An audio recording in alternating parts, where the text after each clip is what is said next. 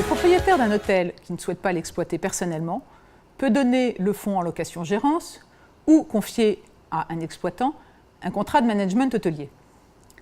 Dans le management hôtelier, c'est la liberté contractuelle qui prévaut dans les rapports entre les parties sur toutes les questions.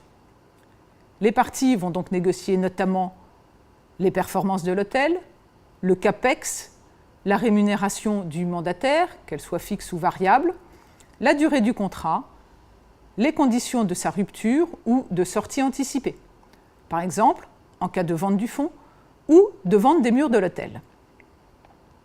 En conséquence, les négociations sont essentielles pour arriver à un équilibre satisfaisant pour les deux parties, chacune d'elles estimant que le contrat lui procure plus d'avantages que d'inconvénients. Il faut donc se méfier des contrats standards proposés par les opérateurs.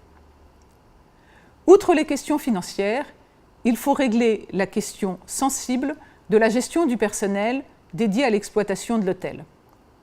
Dans un contrat de location-gérance, la charge du personnel est transférée au locataire gérant.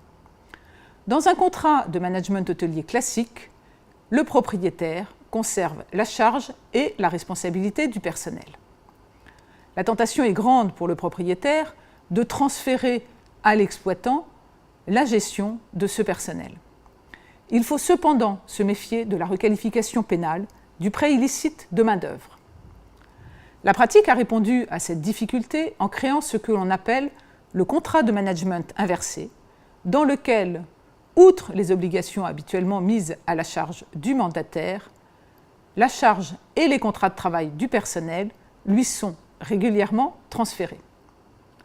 Vous aurez compris que dans ce cadre encore, les négociations avant la conclusion du contrat et la rédaction des clauses contractuelles sont essentielles pour parvenir à un équilibre satisfaisant pour les deux parties.